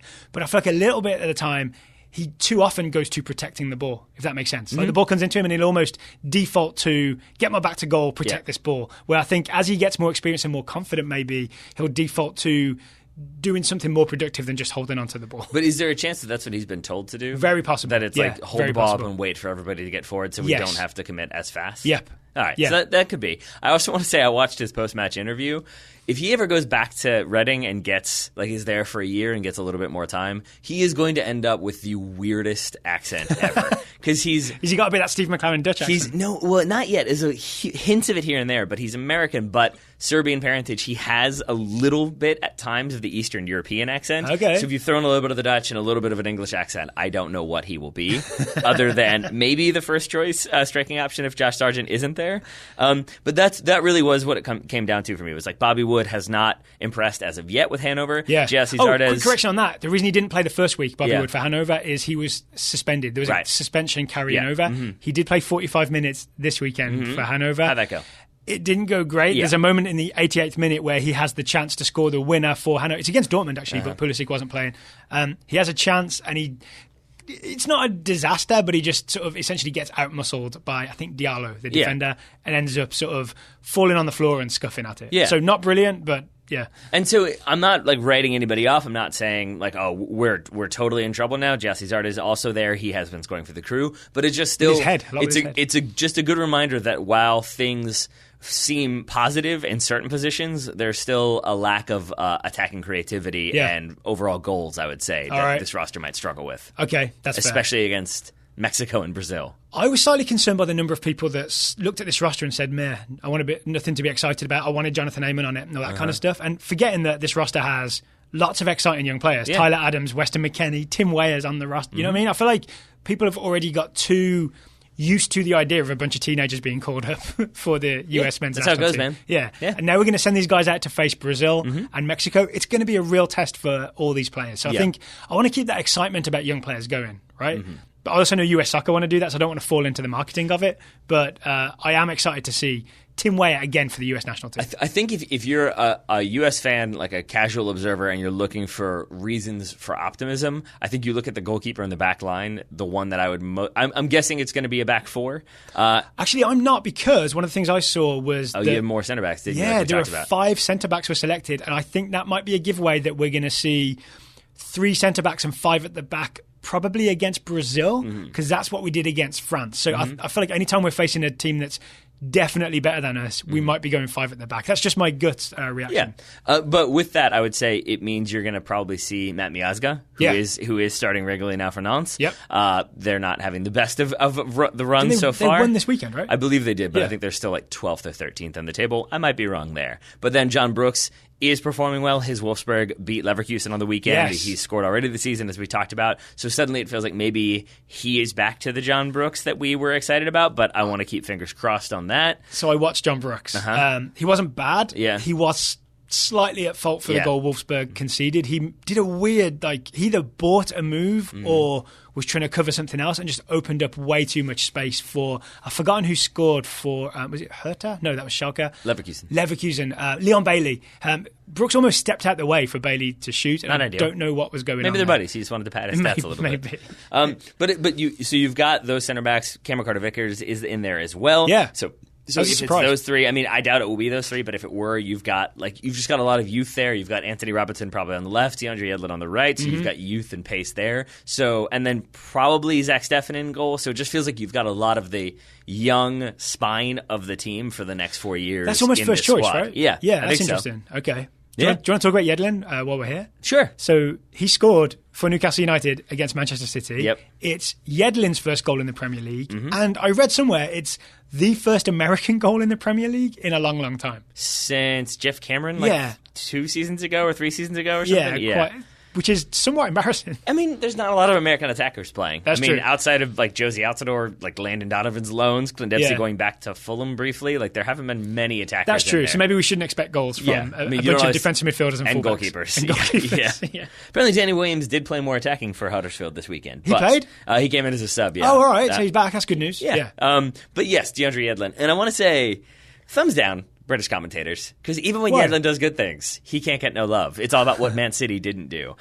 In Newcastle's 2-1 loss to Manchester City, Yedlin does score, as you said. The commentator, some of the quotes I pulled were, he just managed to get away, and Jesus didn't even track back. Not true at all. Jesus put his head down and sprinted, and just Yedlin was too fast for him. It was so weird to me. It was like kind of like Traore Cresswell. Yeah. It was one of those situations when I think the commentator made the decision that it was City being lazy and not paying attention, and then he watched the replays and saw all that happen and just kind of doubled down on oh, look, they're not even tracking him. It's are you watching him? Can you remember who it was? Can we name and shame the commentator? I can't remember, no. Because they're all English, whatever. I honestly think what happens with lazy commentators is they just want to blame someone for a goal, and that counts as their analysis. If they can point at someone and say, he didn't do his job, then they think that they've done their job. Yeah. And I think in this case with Jesus, he's trying his best to track Yedlin. It's just a reminder that Yedlin's pace is elite. Yeah.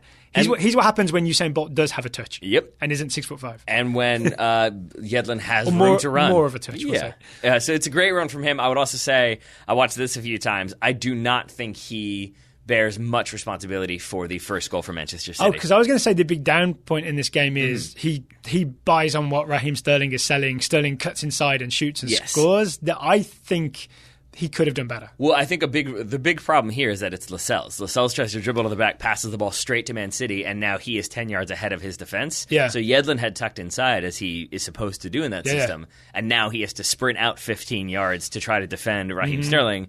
So he's not even approaching Sterling from his preferred defensive spot. Yeah. He has to make up that ground, then try to do it, and I think because he's trying to get out there fast, Sterling's able to cut inside. So this is the thing that I was praising Joe Gomez for earlier. Joe Gomez, I think, is a player that's capable of sprinting over there and taking the correct position. DeAndre Yedlin less so.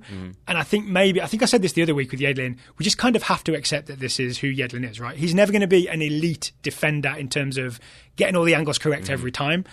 You have to sort of take the rough with the smooth, right? And sometimes the smooth is he outpaces Jesus and scores at the far post. Yeah, I wouldn't disagree with that. But I would add that, like, in this situation, though, it's not just that, like, oh, he's trying to make a play on the ball and it just doesn't quite work. Like, it is his teammates letting him down and him trying to cover for his teammates. So maybe a world-class defender, or at least a better level defender, would have been able to make that play. But I still have a hard time blaming him too much. I think we're sort of saying the same thing. Yeah, I just like DeAndre Yedlin more. That's all. But Antonee Robinson still doing big things for Wigan, and I like Antonee Robinson. I watched a good bit of Wigan against Rotherham. Again, just watching the Robinson individual highlights. Yeah. Oh, he looked exciting. He didn't get an assist or anything like that, but he still looked very dangerous going forward from left back. So I'm excited to see a team that has Yedlin and Robinson on the two flanks. All right. Yeah. So we'll preview the Brazil game later in the week. Might be a back five, might be a back four. Either way, we're probably going to have some midfielders. Let's talk about that. A lot of midfielders, a lot of central midfielders named to this roster. I see Kellen Acosta, Tyler Adams, Sebastian Lletget, maybe as a central midfielder, can also play wide. Weston McKennie, Christian Roldan, Will Trapp, and then Marky Delgado added later. I guess Roldan could also play like a right mid type role as well. Yeah, we're stacked in the centre. Sort of. Who is the attack there? The strikers. Yeah, I think it's going to be a sort of 4-1-4-1 or 5-3-2 where there's no attack, there's no number 10 attacking midfielder. The attack is going to be the wide midfielders and the striker. Yeah. I feel like it's going to be more of a, not this, but close to an approximation of a 3-6-1 is my guess. Given who we're playing against, especially against Brazil, I feel like it's going to be a much more defensive team with probably, like, maybe that's the Bobby Wood game because he is... Oh, Bobby Wood starts against Brazil. I'll almost guarantee. But I would say especially because he is faster, and so you can look to hit him on the break as opposed to, say, Novakovic. Maybe it's Zardes, but I feel like it's Bobby Wood, and then you've got a lot of defense-minded central midfielders in there with maybe a number 8 playing as a number 10. Yeah, fair enough. Okay, so Tyler Adams, congratulations. What do we know about these guys? Tyler Adams, for example, did not travel with the Red Bulls to play Montreal. I don't know if the Red Bulls just did him a favour and said, hey, go and excel with the US national team. We'll give you a game off. Or if he's tired and needed a break. I mean, I haven't seen this written anywhere, so this is just me speculating. Maybe there's an argument to be made that there were a lot of rumors linking him with a move to RB Leipzig. Which didn't happen, by the way, right? It did not. But there were a lot of stories which made me think that maybe there was some truth to it, and maybe that was just that move didn't come off. We'll give you the weekend to get your head right, because maybe he did have one foot out the door in Germany, like a personal day, and suddenly it's back. Yeah, just get your head right. Take a personal day. Yeah, remember how nice it is to live in New York, New Jersey. Yeah, and then we'll have you back after the break. How about Weston McKennie? Sure. So we both saw Weston McKennie play for Schalke in more than one position and lose 2-0 to Hertha. Yeah. Taylor has adopted a very serious stance over I don't know what's happening at Schalke.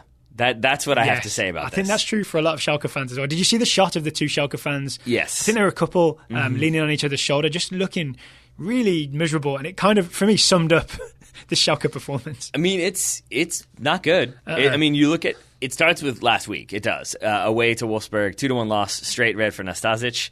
This game against Hertha Berlin at home, 2-0 loss, straight red to Konoplyanka, Caligiuri missing a penalty. It just feels like things have not clicked the way they had at this time last season. So I would say Weston McKennie did not have a good game. No. But Weston McKennie did not stand out in the Schalke team because no one had a good game. And also because until they had to change things around, he wasn't playing midfield. He was playing as a right back. Yeah, he started at right back and ended as sort of a centre back, as Schalke just threw people forward and played midfield somewhere in between, right? Yeah. After Rudy subbed out, I believe. Yeah. So, with that in mind, I'm not surprised that he wasn't more involved, at least in the first half.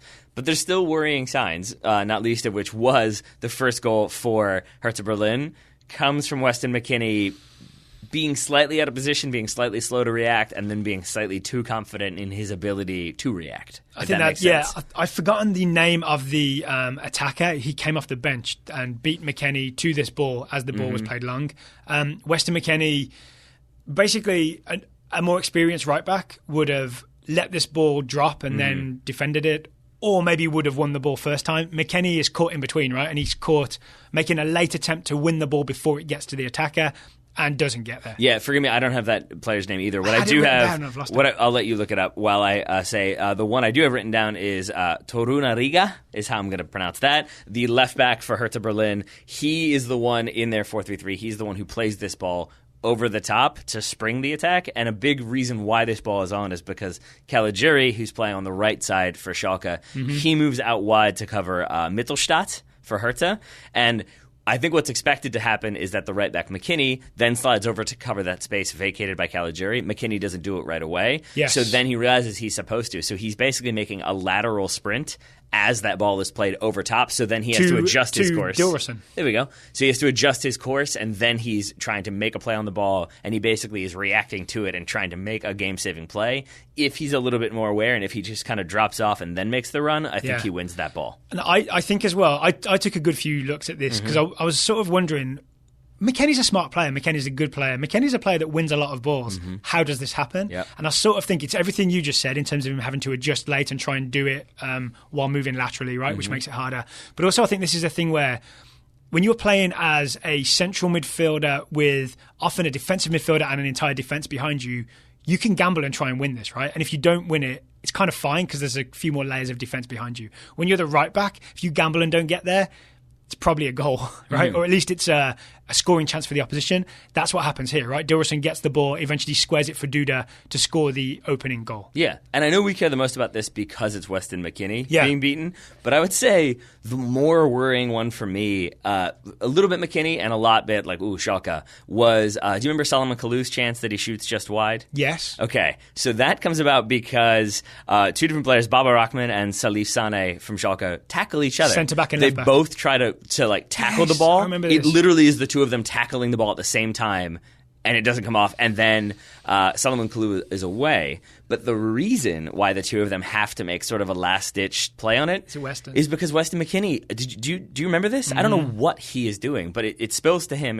I think it's a cleared ball, and he goes to do this kind of like jump pass for some reason and whiffs completely, maybe not completely, like I think gets a light touch on it at the end, which deflects it a little bit. So then the two Schalke players have to react. It's very poor from them too. Yeah. But it was just that sequence of like a failed clearance and a mistouch and then two bad tackles, and suddenly Hertha go 80 yards and almost score. It just feels like, things are not clicking there. And maybe Weston McKennie's a big part of it. He also had I think he's just a part of it. He had the most misplaced passes of anybody on Schalke's team. Did it? I saw a lot of these. Yeah, a lot of crossfield balls that were just straight out of bounds. Right? So but all that is to say, I don't know if that's on him. It feels like it is a team-wide problem that they haven't quite figured out how to attack as a unit. They haven't quite figured out how to play through the middle as a unit. And so I would add the word as a Goretzka-less unit to all of that. I think he was maybe covering for a lot of problems. Leon Goretzka's attacking thrust from midfield was saving Schalke a lot last season. Yeah, that makes sense. So all that said, I don't expect him to come in and look demonstrably worse than he has for the U.S. national team, because I think this is a Schalke-specific problem. It's not Weston McKennie having a sophomore slump or having any sort of consistent issues with his gameplay. I'd even double down on that and say Schalke have so many problems, and it says a lot about McKennie that Tedesco is trying to use McKennie to solve those problems, right? Like Nastasic being suspended, I think is part of the reason why they went back four and then slid McKennie to right back and hoped Caligiuri, instead of being right wing back, could be a right winger. It's almost like Tedesco trusts McKennie too much to solve some problems for him. Yeah. And with all that said, it's worth noting, I believe RB Leipzig are in the Europa League this season. So I think I saw it that RB Leipzig and two of the Bundesliga's Champions League competitors are currently 13th, 14th, and 15th in the table. Not great. Not great after two games. So anyway, Weston McKennie's there. One final thing is I actually think you were going here before I interrupted to talk about McKennie and Tedesco is maybe it will be a relief for McKennie to join up with the US national team, right? It might be sort of things aren't going well at Schalke, just as maybe not personally, I'm sure that's fine, but as a team morale right now, maybe getting with the US national team might be hey, we're here. It's all my old friends. Yeah, and my old friends, but my young friends. Yeah. And I think, hey Tyler. I want to make that point though. I think that is key. That like we talked about this before the Bolivia game, just all of the goofiness and the weird training games that they were playing. And I do think there's an element of like if Bradley is there and Josie is there and some of the more veteran players are there, I don't know if it has that same vibe. And I wonder if he comes in and is sort of like, oh, this isn't maybe my team right now. Mm-hmm. Whereas right now he comes in and is like, hey, I'm a senior player and Pulisic's not here. So it's all on me now. This is interesting. So we haven't talked about this. I don't know if you've seen it, but there was a Jimmy Comrade comment. Yeah. Have you seen this? Yeah. Where he was talking about when he was with the national team, Bradley was a little too alpha. Yeah. And even some players were scared to talk to him or like couldn't get him to listen to them. And I'd never really considered that Bradley coming back in might make McKennie and Adams get quiet again. The thing that maybe I'm being pedantic here, so I apologize if so, but like the thing that really stood out to me was that he didn't say alpha, he said alpha male. And to me, that's very different. Like you can have an alpha, like your team needs an alpha. It needs a person who's going to push everybody and make things happen. But when it's an alpha male, there's that implication of, no, this is how we're doing it. I know what I'm doing. You can't tell me differently. And it doesn't feel like it's a unit. It feels like it's this person telling everybody else what to do, but not necessarily from a like strong leadership standpoint, if that makes sense. So the thing I was imagining of Bradley coming back in and just almost joining the gang is what I want to see. I don't want to see Bradley come in and try and take over. You know what I'm saying? I also have seen a lot of people, including Matt Doyle, say that essentially on current form, Bradley maybe doesn't earn a place in this national team because he's not playing well for Toronto. Yeah. So, I mean, that's a distinct possibility. I would also add, though, that, like, do you remember the video that we watched of it's Tyler Adams and Cameron Carter-Vickers and maybe Josh? I can't remember who it is, but they're all talking about who's fast. Yes. That was strange. I think Shaq Moore was the other one, maybe, or maybe it was Eric Palmer Brown. But it was like, I just remember that one, like, being reminded, like, oh yeah, these are kids, because it is like they're legit bickering over who's faster, and sort of like, bro, you think you're faster than me? You think you're for real? Like, it's just like you would not see a. Tyler Adams got very annoying. Yeah, you wouldn't see Josie Altidore, I feel like, get into like a legit annoyed argument about who was faster. It's the pros and cons of being kids. I know, and it's what I love about it, because you get that more like, oh, okay, this is how it is. This is how it is in that camp. It's also a good reminder of why I never would have been good in a national team camp, because I would have just been like, yeah, you guys are probably all faster. It's fine. If Michael Bradley's the alpha male, I am the deferring male. Any other notes? Any other notes from this game? Sorry, from this roster. I mean, it's nice to see Sebastian Lletget called back. I genuinely cannot say if that's good or not. Like, I can't claim to have watched enough LA Galaxy. I paid special attention to Lletget in El Tráfico. So I'm aware this is a couple of weeks ago and it's only one game. But he looked like the old Lletget in terms of he was racing around, putting pressure on people. He's always a willing runner, right? I like the energy that he brings to a game. But he then made some bad passing decisions and had a few loose touches. So I'm sort of 50-50 on how excited I am about Sebastian Lletget. But I will say he matches well with the high tempo, aggressive defending type thing that this team with Tyler Adams and McKennie seems to have. I think Lletget fits in nicely. Yep. So also, you remember Lletget was part of the optimism under early Bruce Arena before he got injured in the Honduras game. His goal, man. His goal. It electrified, albeit briefly. Weirdly, even though you don't think of him as a key part, this whole thing, we could have been playing in the World Cup if Lletget hadn't suffered that injury. It's possible. Yeah.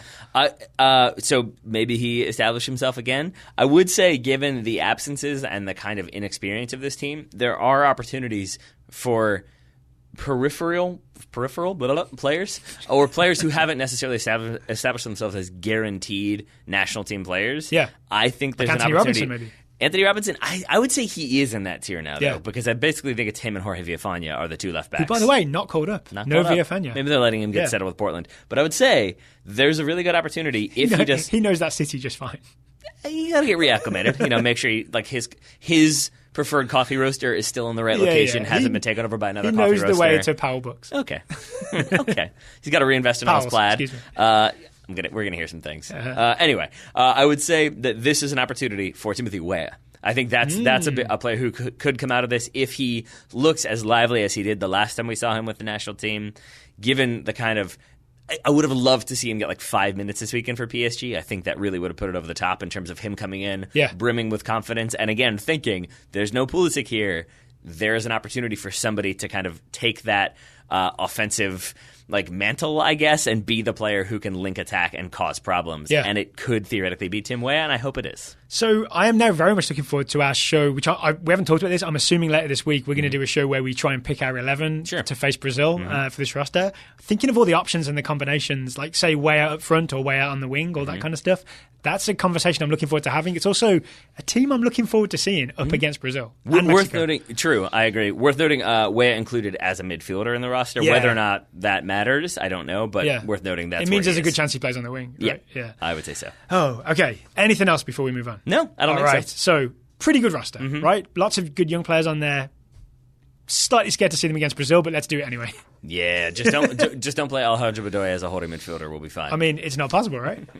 I want to just clarify one more time. Not his fault. No. Alejandro Bedoya's fault. Not his fault. But still, that was painful the last time. All right, so let's move on. Willian enjoyed it though, so that's good. He did. The Total Soccer Show Scouting Network. Let's do. We have lots of reports from recent action. Do. I've also made lots of scouting assignments over the weekend. You should have received your player this weekend. I've also everybody who signed up and asked to be added as a talent spotter, where you recommend players in the big Google Doc where we keep all the potential Scouting Network players.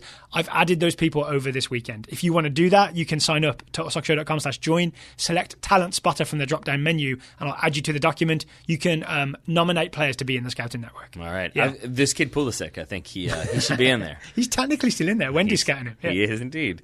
We've got lots of other players being scouted. We've got many reports to get to today, starting with Ira Jersey. Scouting Ashley Sanchez, the 19-year-old American attacker for the University of California, Los Angeles. Ashley, as they are most commonly known. Of course. Ashley started on the bench, but made an impact in number 2 UCLA's 2-1 away win at number 3 Penn State.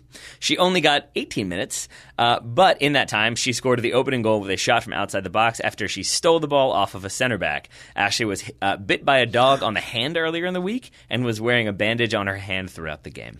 All right. So, good week, bad week there. Yeah. Bit by a dog, scored a goal.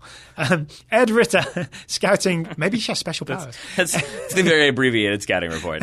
Ed Ritter is scouting Ben Mines, the 18-year-old American attacker for New York Red Bulls 2. Ed says, unfortunately, this will be the last scouting report for Ben this season. Oh, no.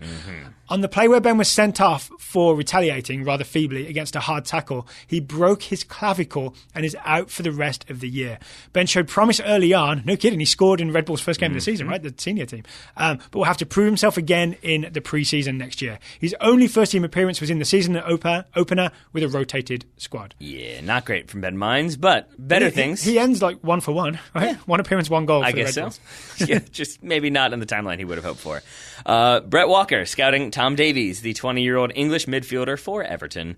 Tom Davies is doing his best to earn the faith that Daryl has placed in him. He captained Everton to a 3-1 victory in the second round of the EFL Cup over Rotherham United. He assisted Dominic Calvert-Lewin for the 3rd goal and has been a capable deputy for the injured Morgan Schneiderlin. Yay.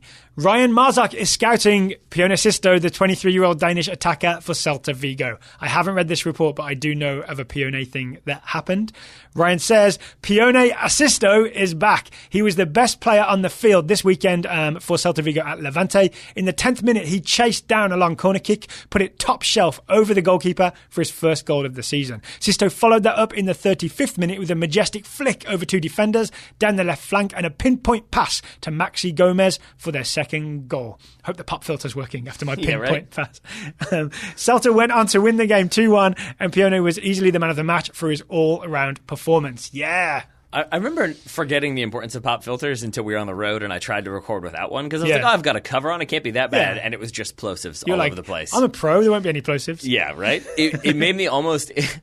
Typical me. Like, at first I toyed around with the idea, the old radio technique of instead of saying P, you say B. Yeah. So, like, instead of plosive, it becomes like plosive. But you just say it fast so you don't pop it. And then I was like, or I could just put the filter on.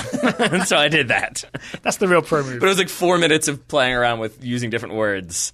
It's the David Sedaris joke about when he had the lisp and he didn't want it, so he just stopped using words with S's when he was in elementary school. That was my approach rather than just put a filter on. I'm not smart. Either way, Axel Romain scouting Nathaniel Chaluba, the 23-year-old English defensive midfielder for Watford. Joint top of the table, right? Or are they just top of the table? No, they're joint top with Liverpool now. I actually haven't looked who has. I think it's Liverpool still has the best goal difference, right? That would make sense. Nathaniel Chalobah is back. On Wednesday, Chalobah got his first start for Watford since his knee injury in September of last year. He played the full 90 in a 2-0 win against Reading in the EFL Cup match. Guess what I've been looking up? The table of the current table of the Premier League, where Watford may be level on points with Liverpool, but could be behind on goal difference. I'm buying you time. Watford are third, Chelsea is second, Liverpool are first. Oh, of course. I forgot.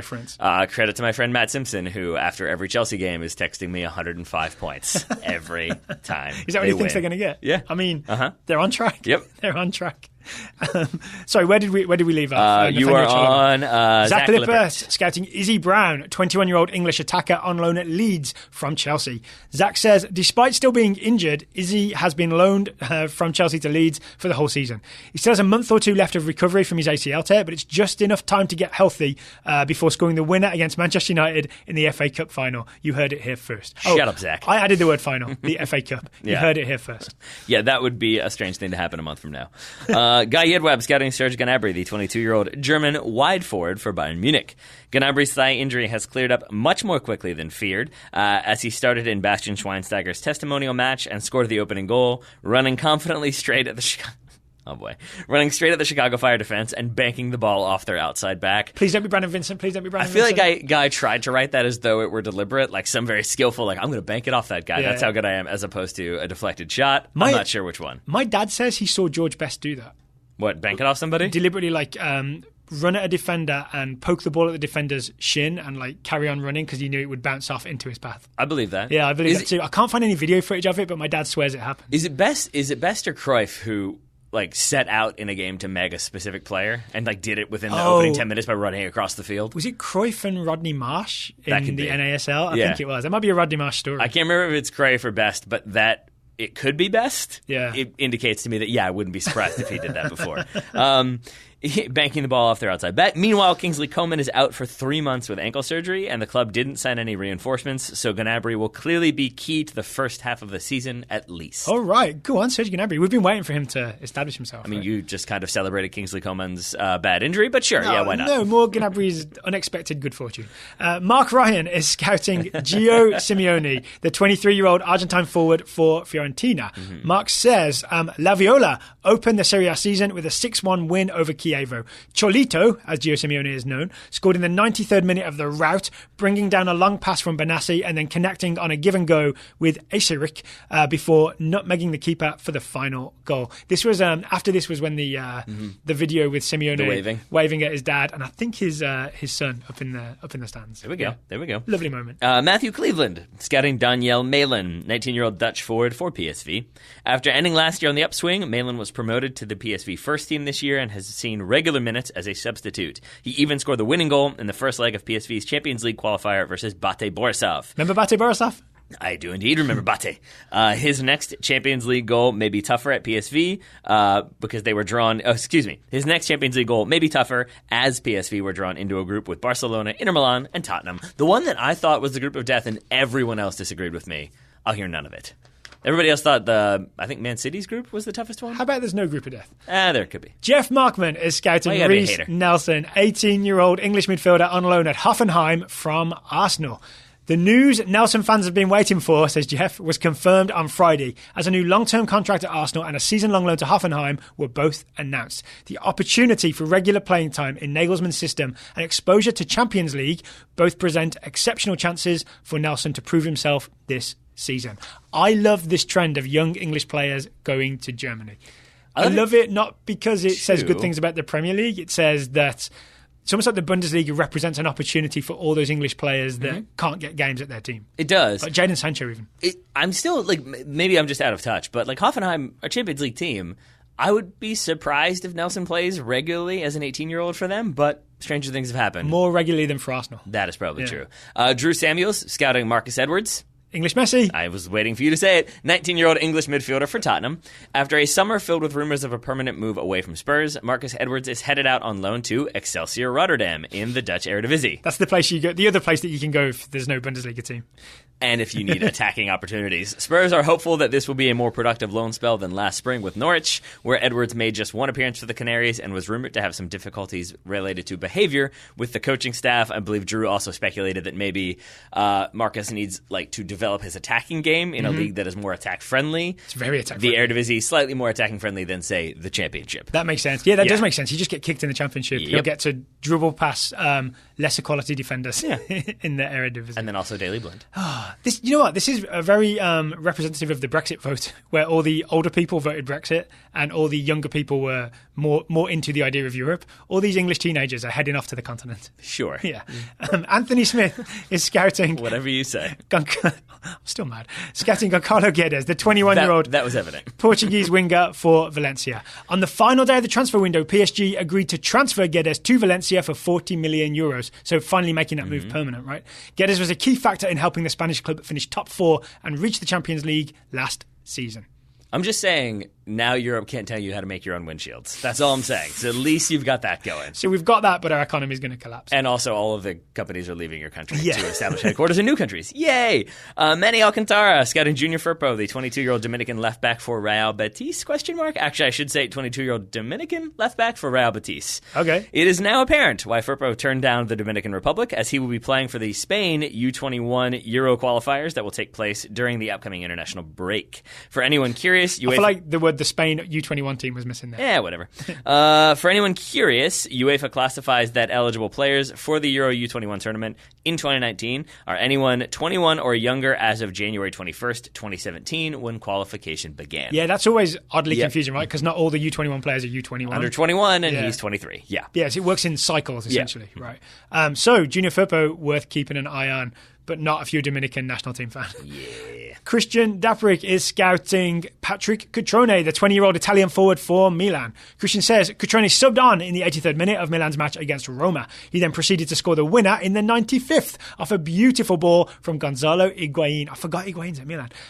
Christian was initially worried that the signing of Higuain might get in the way of Cutrone's playing time, but he's now hopeful that Milan have stumbled upon a formation that allows the two to play together. Goals, goals, goals. Final report comes from John Fernandez, scouting Borja Mayoral, the 21-year-old Spanish striker on loan at Levante from Real Madrid. After failing to impress in preseason, Mayoral was sent to Levante on a season-long loan. It sounds like a punishment. A little bit. He has not yet made an appearance for his new club, but that's mostly because the move was pretty recent. He was on the bench this past weekend. He will get minutes for Spain's U21s, as he was called up for matches against Albania and Northern Ireland in Euro U21 qualifying. I'm suddenly very interested in Spain's U21s. They're pretty decent. Yeah. It would seem, or at least very interesting. Oh, well, thank you to everybody who sent us scouting reports. We still have more to read, right? There's a lot of scouting reports coming in, a lot of action happening. If you would like to join the Scouting Network, it's totalsoccershow.com/join.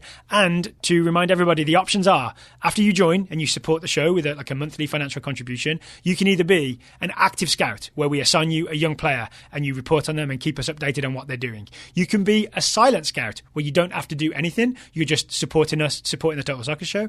Or you can be a talent spotter, where you don't scout a specific player, you just have access to the document to recommend players for other people to scout. Those are the 3 ways you can join the Total Soccer Show Scouting Network. I want there to be a level of the voluntary donation where Daryl Grove has to read British rapper lyrics, because we really enjoyed that on tour when you were reading, I believe, AJ Tracy. Was that published? I believe it was an Instagram story. Yeah. I'm just saying, I want a flat... Oh, I've forgotten the lyric. Yeah. Never mind. So, Cheeky Nando's is in there, I believe. No, that was something else. Okay. But yeah. We'll get to this later. Okay. All right. TotalSoccerShow.com. I think we should probably stop it right now. TotalSoccerShow.com/join. We've run long today on Labour Day, but we'll be back late tomorrow, late on Tuesday, with I'm going to say a listener Genuinely question forgot show. what day it was. How about that? A listener question show tomorrow. If you want to submit questions, it's totalsoccershow.com/questions. If you have any UEFA Nations League questions, we will answer them. I'll be excited to. Taylor will tolerate answering those questions. Meh. Link will be in the show notes. There we go. Taylor Rockwell, thank you for taking the time to talk to me for a long time today. Right back at you, buddy. Listeners, thank you for listening, especially if you made it all the way through to the end. We will talk to you again tomorrow.